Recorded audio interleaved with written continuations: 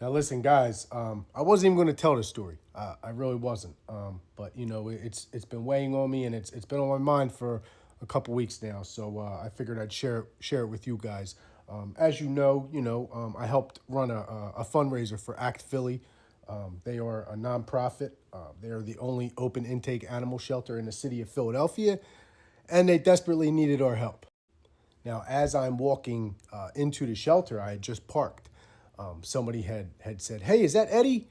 And I said, "Yeah." And they were like, "That's Eddie and Chooch." They're like, "Oh my God, I love blah blah blah." We start talking, and the young woman showed lots of love. She really did. So I said to her, I said, "Oh, what are you here? You here to adopt a dog?" And she said, "No, I'm actually here on bad terms." So, I said, "Well, what's going on?" And she said, "Well, my mom's dog, this is Dre. He's 11 years old, and I got him from my mom 10 years ago, and he's sick right now. And she's a little too old, and she's not healthy enough to take care of him." And I said, "Well, what's wrong with him?" And she said, "Oh, he has cancer." So I said, "Oh, I'm so sorry to hear that." And she said, "Yeah, and since he's not feeling himself, he's been a little snippy around the house, and it's just not good in my mom's house." And I said, "Listen, why don't you take Dre, put him back in your car, take him back to your mom's house?" And I told her, I said, "There's actually people who come to your house, and if Dre is suffering or if he's in pain and it's his time, they will do it right there in the comfort of his own home."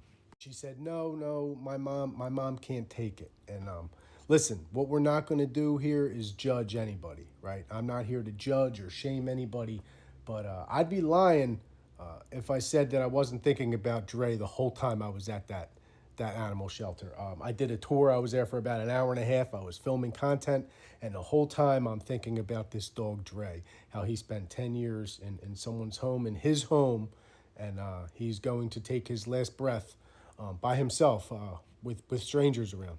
So I did the tour of the facility, and I said to the director after I was ready to leave, I said, "Hey, there's a dog Dre that was dropped off.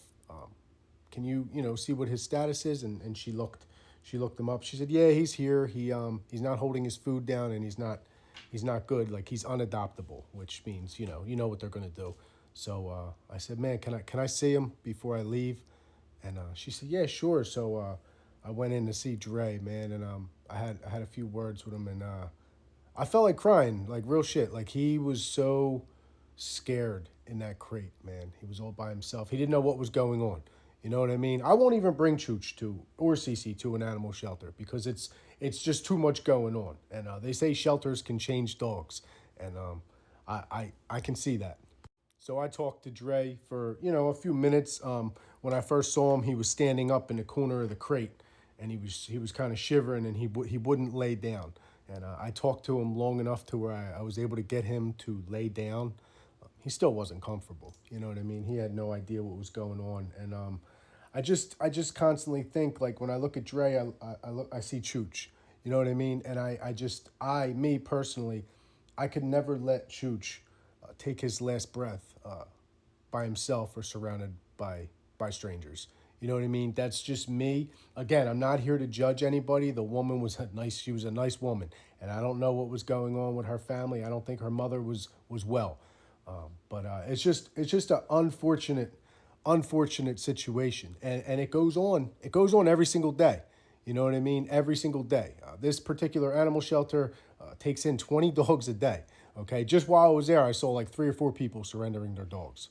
Anyway, I wanted to share that with you guys. Like I said, it's been on my mind, since I visited the facility, and man, I don't know how those workers do that every day, man. I don't know how they do it.